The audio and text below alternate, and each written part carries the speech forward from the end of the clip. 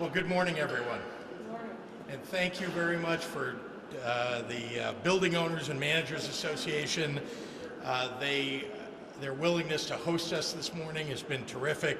They've worked closely with us. It's Chicago Executive Director Farzan Pang and its suburban Chicago Executive Director Michael Malcron. I'm also proud to be here with Mayor Lori Lightfoot, with IDPH Director Dr. Ngozi Ezike, with SEIU Local 1 President Tom Balanoff.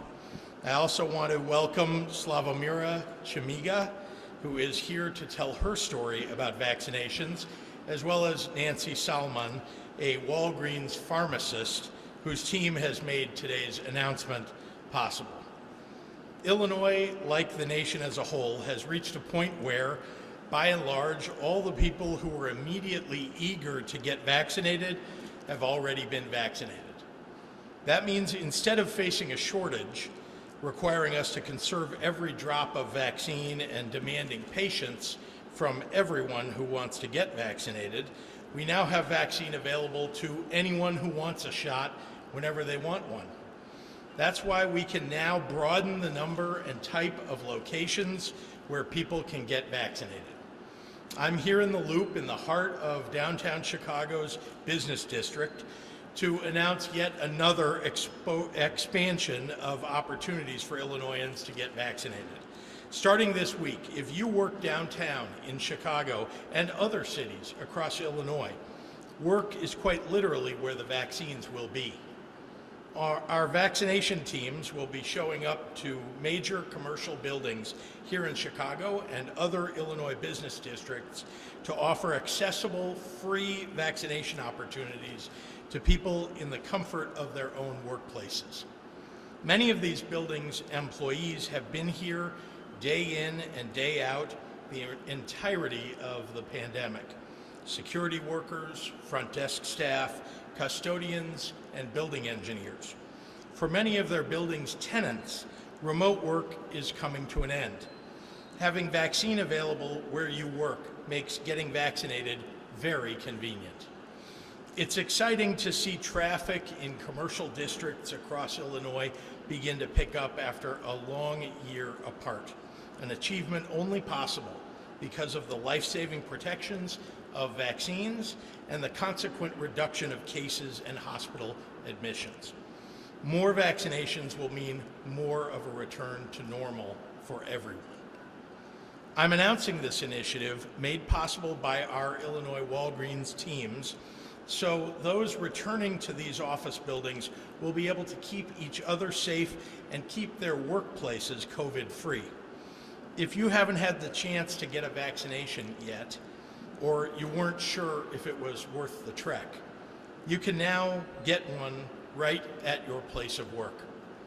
SEIU and other area unions, local businesses, and the building managers have worked hand in hand with IDPH to make this as convenient as possible. That's why our initial clinics at commercial buildings all take place during a shift change so that we can catch as many workers as possible. Starting today, participating buildings and their corporate tenants and union staff will be able to sign up for vaccinations at their workplaces. And later this week, these clinics will open up to area businesses and the general public too. And of course, if the demand is there, we'll be back for even more vaccination clinics. This vaccination program is starting off with major key commercial offices around the state, including the Merchandise Mart and Wrigley Building here in Chicago. But I want to be clear, if more building owners and managers across Illinois want to host similar events, the state of Illinois is here to help. With a critical mass of people who need to be vaccinated, we will get you the staff, the supplies, and the vaccine to make it happen. This is about making it as easy as possible for those who have not yet gotten vaccinated to do so.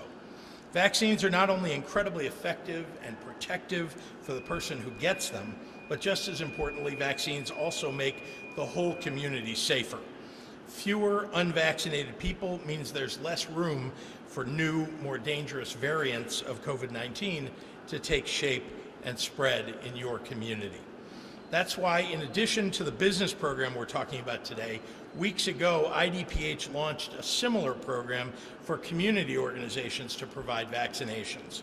To date, we've done clinics for 120 groups on location across Illinois, with another 120 already scheduled in the weeks ahead. Any group, whether a religious institution, a neighborhood organization, or a nonprofit, can sign up to host a vaccination clinic at zero cost to them. If you sign up and gather the people you want to get vaccinated, Illinois will provide the resources and staff. You can learn more at dph.illinois.gov/COVID-19/vaccination clinics. We'd like vacation clinics, but we're going to go with vaccination clinics. Finally, if you want to get others vaccinated and help get others vaccinated, start in your own family and your circle of friends. Talk to them about why you got vaccinated and then help them do the same. We'll get through this the same way we have from the very beginning, helping each other and working together. So thank you, and with that, I'd like to turn it over to the mayor of the greatest global city, Lori Lightfoot. Thank you, Governor.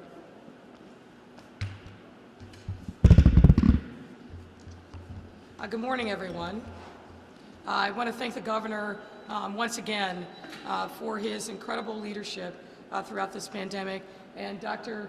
Ezike of the Illinois Department of Public Health, who've been tremendous partners to the city of Chicago. Let me also recognize BOMA Chicago Executive Director Farzan Pang, BOMA Suburban Chicago Executive Director Michael Malcron, our friend and partner SEIU Local 1 President Tom Balanoff, and you'll hear from one of those essential workers, SEIU Local Member Travomira, and also from Walgreens pharmacist Nancy Sullivan. Well, the governor, I think, really set the tone for this. This is about making sure that we are opening up opportunities for businesses, for employees to come back to work. And a hello, by the way, to all of you up there. It's an understatement to say that our city was in a very different place just 1 year ago. One of the keys that has turned around our fears into hopes is the availability of this life-saving vaccine. We've come a long way since those early dark days of the pandemic a year ago. And now, armed with a vaccine that is safe, free, let me underscore that, free and widely available, we have what we need to take the progress that we've made even further. But truly, it depends upon each and every one of us stepping up and doing our part. And that's why we're here today, to encourage building owners and businesses to get their tenants and staff vaccinated. When the pandemic hit, many employers were able to shift some, if not all, of their operations online, allowing some employees to be able to work from home, thus significantly reducing their chances of catching or spreading this deadly disease in most workplace environments, and allowing some businesses to continue some form of normality even during this difficult time. And now that we have a vaccine that is proven to be safe and effective, more and more employers are beginning to plan out or have already begun to welcome employees back into the office. And as government, healthcare, business, and labor leaders, it's our responsibility to make sure that this transition is as smooth and safe as possible. In-building vaccination sites provide an effective solution to this challenge, because they will allow us to literally meet tenants and staff and employees where they are or where they will be in the future, and provide them with a convenient place to get vaccinated. These sites that you heard will be here in Chicago, as well as out in the suburbs and other parts of the state. And I'm thrilled to report that for many months now, we have been working to educate employers and employees about the safety of the vaccine. And we've held a number of vaccination events at various businesses and other locations in the Chicago area, as well as with faith community, not-for-profits. And this new initiative that the governor and I are announcing today just takes that work and extends it all the further. One of the questions that we have is, how do we get the vaccine? As the governor has indicated, for the first time since we started vaccinating folks in December, we have vaccine that is available in all parts of the city without having to wait. You can walk up now to many places, but we still encourage you to go online and get an appointment. But whatever it takes, do not hesitate to get this life-saving vaccine. So as part of this initiative, beginning next Monday, May 17th, tenants, staff, and even walk-ins can get their first dose of the Pfizer vaccine from 3 to 5 p.m. at Merchandise Mart, that's 311 South Wacker and the Wrigley Building, with other sites at 115 South LaSalle Street, 540 West Madison, 401 North Michigan, and 150 North Riverside Plaza in the opening days. And in addition, if the demand from this first wave is high enough and other businesses want to jump into this initiative, we will be more than willing to open up further sites in the week of May 24th. This in-building vaccination site initiative isn't exclusive to buildings like the ones that I've listed. As the governor intimated, if you are a property owner, a community organization, a not-for-profit, church, or some other kind of building where people congregate, we are more than willing to partner with you to put on vaccination clinics for free as you welcome people back under your roof. We need all of you to take part in our mission to fully vaccinate our residents, reopen our city and our state, and finally put this pandemic in the rearview mirror. I've said multiple times over these last few weeks, I'm excited about the prospects of what this summer will bring. I believe that it'll look more like the summer of 2019 than the summer of 2020, but a lot of that and the pace of it depends upon how many more people we can get vaccinated. So taking advantage of these opportunities is critically important. And let me also just say this. I want to give a shout out to those folks that we euphemistically call essential workers. People that have been coming downtown and to neighborhoods, to their jobs every single day without fail throughout this pandemic. They are the unsung heroes of this story about the pandemic. They are the people who've been putting themselves on the line every single day to make sure that our city kept functioning. And for them, we've done a lot of things to make sure that they are protected. We've made sure that you can get tested without any reprisals. We've made sure through ordinance that if you are sick, you can stay home. And more recently, we've made sure that you can go and get your vaccine without being retaliated against by your employer. So employers out there, we applaud you who have stepped up to do the right thing to protect your employees. But there's more work that needs to be done. Welcome your employees back, but welcome them back with a vaccine that you provide in your workplace so that they know they can get that vaccine in a place of safety and they can come back to work comfortably.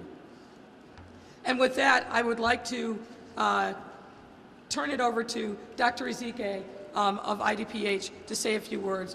And I'm going to say happy belated Mother's Day to Dr. Ezike's mother, who's here with us this morning. Dr. Ezike.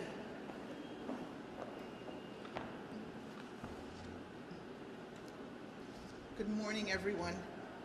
I know that those that celebrated, I hope they all enjoyed a happy and safe Mother's Day. As you've seen over the past several months, we have been working to set up as many vaccination locations and opportunities as possible.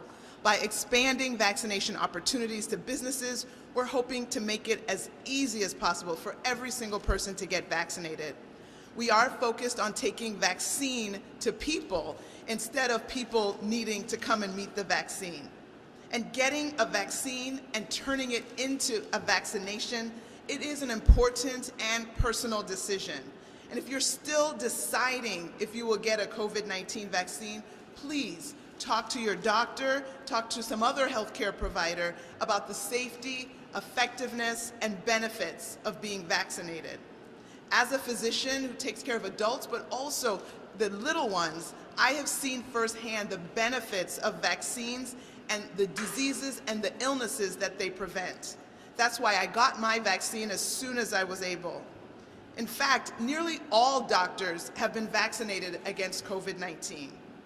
And while no vaccine is 100% effective, the COVID-19 vaccine has been found to be way more effective than even the flu shot that people are familiar with from every single year.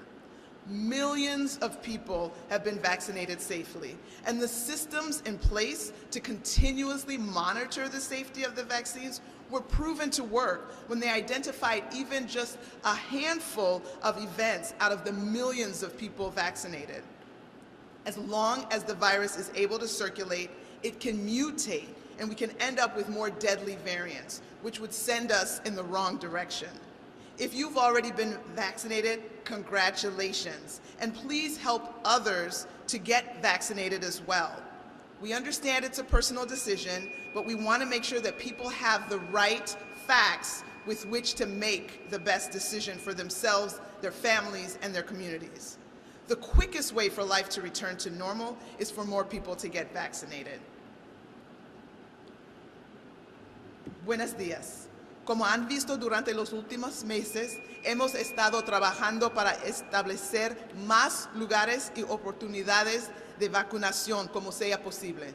Al expandir las oportunidades de vacunación a los negocios, nuestra esperanza es que las personas se vacunen lo más fácilmente posible. Recibir una vacuna es una decisión importante y personal. Si está decidiendo si recibirá una vacuna COVID-19, hable con su doctor sobre la seguridad, la eficacia y los beneficios de vacunarse. Como doctora, especialmente pediatra, he visto los beneficios de las vacunas y las enfermedades que previenen. Por eso me vacuné lo más pronto posible. Es cierto, ninguna vacuna es 100% efectivo, pero se ha descubierto que la vacuna COVID-19 es más efectiva que la vacuna contra la influenza. Si ya te has vacunado, felicidades, y ayúdenos a animar a otros que se vacunan también. Es una decisión personal, seguramente, pero queremos que las personas tengan los datos científicos al tomar esa decisión. La forma más rápida de que la vida vuelve a la normalidad es que más personas se vacunen. Ayúdanos a vacunar 10 de sus familiares y amigos. Tenemos que seguir trabajando juntos. Muchísimas gracias. And with that, I'm happy to turn the podium over to Farzan Pang.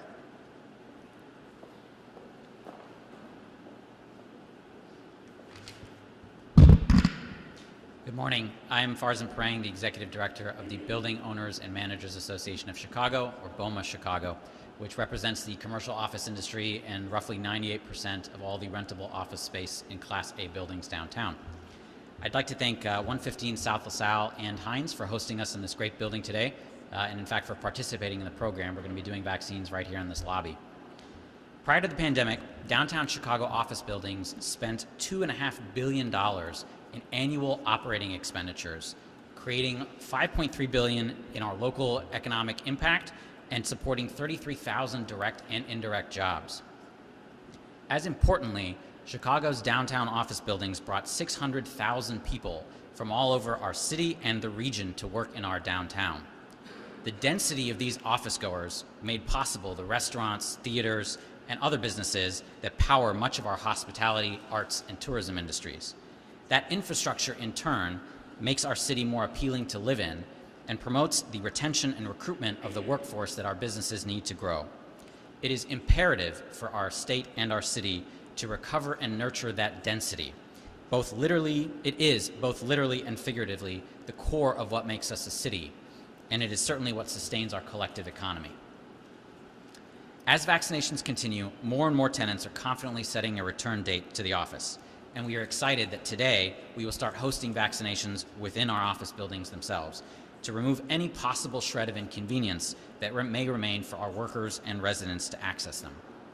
Our office buildings have been focused for over a year on providing safe workplaces, and our members, along with our transit agencies and our other essential workers, are more than ready to welcome your full teams back to the downtown that makes our vibrant neighborhoods a world-class city. I'd like to thank Governor Pritzker and the state and Walgreens for making this program possible. I'd like to thank Mayor Lightfoot for all of her efforts during this pandemic, and our partners in organized labor for their teamwork during these challenging times. We are excited about the future of our city and our collective recovery. And with that, I'm equally excited to announce my counterpart from BOMA, suburban Chicago, Michael Malcron.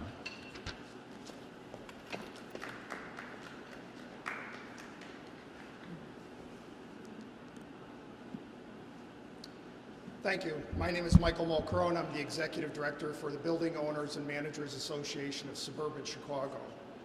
The commercial office building owners and managers appreciate the opportunity to partner with the state and to bring vaccinations directly to our tenants and our employees. BOMA Suburban Chicago's members have been working tirelessly to keep our buildings clean, open, healthy, and safe. We look forward to welcoming you back. We are ready for you. Now I'd like to introduce you to Tom Balanoff.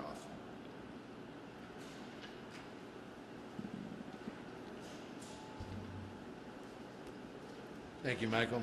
Good morning. I'm Tom Balanoff, president of SIU Local 1. We represent thousands of property service workers in downtown Chicago and throughout the greater Chicagoland area. Janitors, security officers, essential workers, workers who from day one, from the beginning of this pandemic, came to work, kept the buildings clean and sanitized, kept them safe and secure. I want to say that right off the bat, BOMA and Local 1 sat down and met and talked about how we're going to reach the mutual goal of keeping commercial buildings downtown and throughout the Chicagoland area clean and safe. And we started from the basis that in order to do that, we needed to keep the essential workers safe, and we worked together. It wasn't always easy. We all know at the very beginning and throughout this, been a lot of confusion, a lot of misunderstandings as to what's right to do and what's not right. But throughout this process, BOMA and Local 1 worked together, and I'm happy to say that I think we were very successful and effective in keeping buildings clean and safe. I also want to praise and lift up the governor and the mayor and Dr. Ezeki for all the hard work they've done through this most complicated of times. We've worked closely with all of them to make sure that as many of our members can get vaccinated. This program is I hopefully will be very effective, not only in getting property service workers vaccinated, but also getting tenants vaccinated. I tell you that we pledge to continue throughout this process to work with government and industry to make sure that everybody can be protected and we can bring back our city as quick as possible.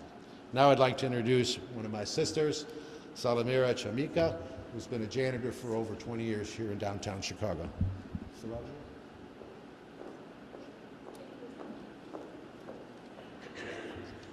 Hello everyone, my name is Slavomira Chamika. I'm going to do this for you since I need it myself. Okay, thank you. My name is Slavomira. I am janitor at the Torrey South Walker in Chicago. As essential worker, frontline worker, it's important that we do all we can to keep ourselves and our family protected from the deadly COVID-19 virus. I received my first vaccine dose in March and second in April. My family is doing their part getting vaccinated. My husband got his shot, my daughter, my son-in-law has got both doses. The COVID-19 vaccine is safe. I believe we all should get vaccinated. So many people have died from virus and many people are out of work. We don't want to look back and think about it and say, I should have gotten the vaccine. Now is the time to do it. When we all get vaccinated, we can return to work and kids can go back to school safely. This is the right things to do, that our life can return to normal. Downtown essential workers are the key to bring our economy back. Thank you.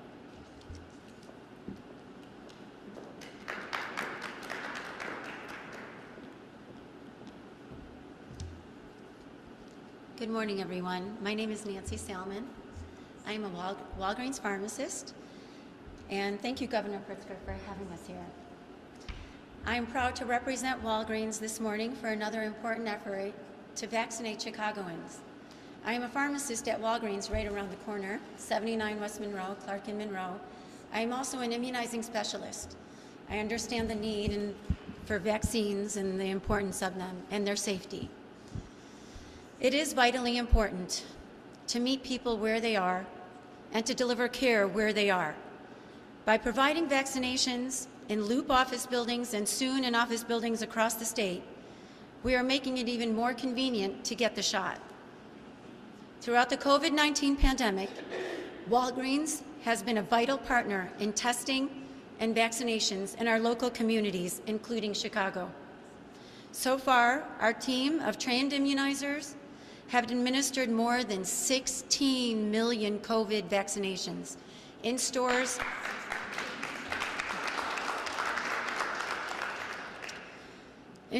and throughout dedicated clinics across the country, and in over 400 locations throughout the state of Illinois.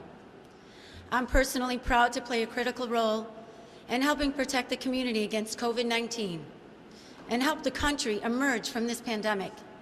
Personally, I'm looking forward to seeing family, traveling, going to concerts.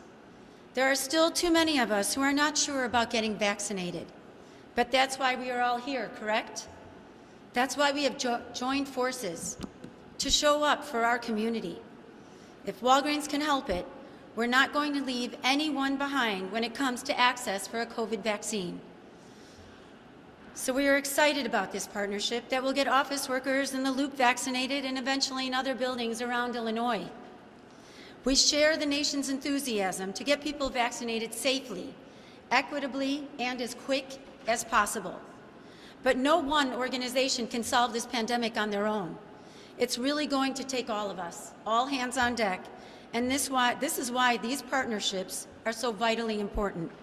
Thank you, Governor Pritzker, for giving Walgreens the opportunity, and I look forward to working with you. Thank you very much. I'm going to bring back Governor Pritzker to this podium to answer questions. Thanks, and happy to take questions from members of the media. Governor, Marianne. some states have decided to slow down their order of vaccinations. Where does Illinois stand on that? We're in a similar trajectory. We obviously want to, we've got quite a number of vaccinations that are available in the state already that are still unused. And so we want to make sure that we're working through the inventory that we've got. We're going to ramp down the number of vaccines that we're getting for the state. And we obviously, the federal government has made all of that still available to us, even if we were to say we want 10% or 20% less, those doses are still available to us in the following week. So have you started to do that yet, or you're? We're in process right now. Did you? Go ahead. You're so polite. How concerned are you by that slowdown? Does it threaten the reopening that you had scheduled for, mid-June and July 4th? No, we're well aware. We have been. I talked about it before. We had an increase of supply and dropping demand, that we would get to a point where we had more supply than demand. So we've been planning for this for some time now. You can see that it takes a good deal of partnership, right? Walgreens and SEIU and BOMA and the city and the state all working together to make it very convenient for people who may not have otherwise been able to get vaccinated. So we're, I think, in good shape in terms of the planning. Everything is still on course. Does the state need to do more to incentivize people to get a vaccine? There was a huge response to the free beer, get a vaccine, get a free beer in New Jersey over the weekend. Is that something that the state should be doing here in Illinois? We are, as you know, we've put up a lot of incentives for folks to get vaccinated. Many of the companies, I want to commend them for stepping forward and offering these kinds of incentives. It's working. People are taking us up on those incentives. And we'll do, really, there's an awful lot that we can do to make sure that people are coming forward. Again, for people who have been hesitant and are becoming more confident now, we're just trying to make it more available to them. Governor, when the vaccine is approved for younger people, will the state still have enough to take care of that as well, if there's a rush? Yes, although remember, we still have the ability to order every week. We have the ability to order, literally 800,000, 900,000, 1 million doses. And so to the extent that we, look forward and see that there's greater demand than we have supply for, we will continue to order. Governor, do you see a time when you will require people to be vaccinated and show proof of vaccination in order to go to a Farzan Pang concert or an outdoor festival? Look, I think we're evaluating all of that, but I personally, as you know, I do not think we should require people to have a vaccination passport.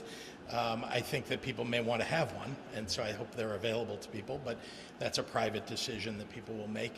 And then private businesses will make decisions about whether they want to require some sort of proof. But that's the extent of where we are on requiring people to get vaccinated. I'm very interested, though, in making sure that we're making it so available in places like on campus now here at the end of the year, so that many, many, many students who are at universities in Illinois will get vaccinated before the summer even, so that when they come back in the fall they can have a safe opening. It's off topic, but with the death of Helen Jan over the weekend, how do you look now at the sale of the Thompson Center, preserving it and declaring it to be a historic site? Well, let's start with, we've lost a great artistic genius from our community. Helmut Jahn is one of the great architects in the world. And there's so many examples of the great work that he's done. And I want to express my condolences to his family and to all who loved him, who worked with him, who know his art. Look, the James R. Thompson Center was,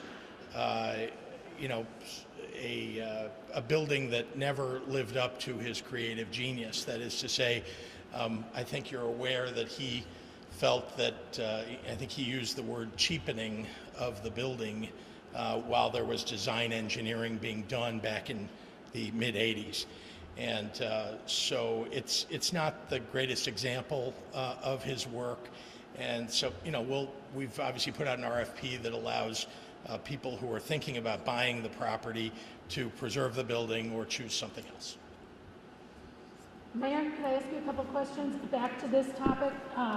June 11th is the date for fully reopening the state. Do you think that the city will meet that date as well? Well, it's certainly my hope. As the governor said, we've got to continue to make sure that vaccine is readily available to anyone who wants it. We have some areas of the city that we haven't seen the kind of uptake that we'd like, so we're really focusing energies and efforts there, particularly among African American young people, 18 to 29. That's a big area of focus for us. And on the south side, we're doing innovative, creative things. I think some of you saw the vaccine bus over the weekend. We'll continue to do that. We've done a music series that will roll itself out, again, prioritizing people who've gotten a vaccine.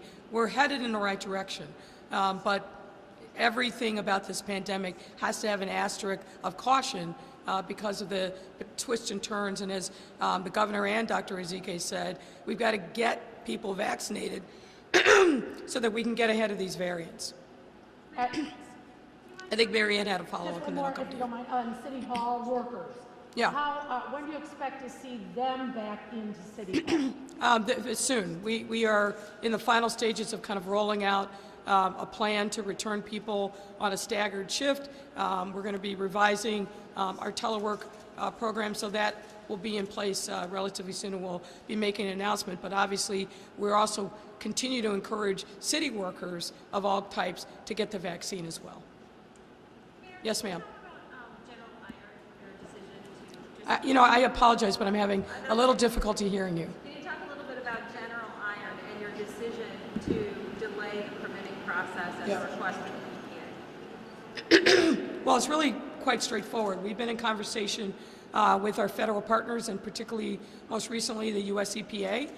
They expressed some concerns about the way in which this and other environmental issues were vetted under the current administration, under the previous administration, and those conversations led to the letter that we received on Friday asking us to conduct a more extensive environmental analysis, and we're going to do that. So as a result of that, we notified RMG on Friday, which is the actual proper name of the company, that we were going to be pausing any further review of the permit application pending the outcome of this analysis. Any questions for Dr. Zike? I got one more follow-up. Yeah, go ahead. Many of the advocates and the community groups have been saying exactly what the U.S. EPA said in its letter to you on Friday, that this was an instance of environmental racism and injustice. Why did it take... Well, that's not what the letter, that's not what, hold on, but that's not what the U.S. EPA letter said. What the U.S. EPA said, and I had a direct conversation with the administrator, so I want to make sure we're clear, is that the U.S. EPA said essentially two things. One, they have great concerns about the depth of the review and oversight of this particular site and others by the previous administration. Number two, they had concerns, as we do, about the cumulative impact of this particular permit and others that are in the pipeline. So I just want to be clear that we're not paraphrasing in a way that puts words in the mouths of the U.S. EPA that isn't accurate. It's certainly not in any conversation I had or not reflected in the letter that was sent. Sure.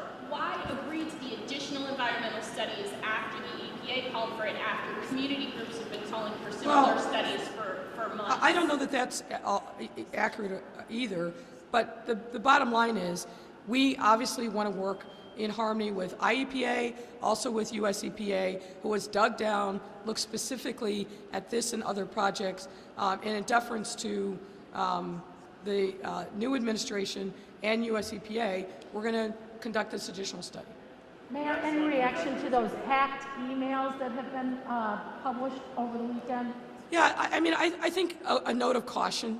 You know, as you know, this entity that supposedly hacked these emails tried to get a ransom from Jones Day, which was not paid, and then from the city, which we obviously didn't pay.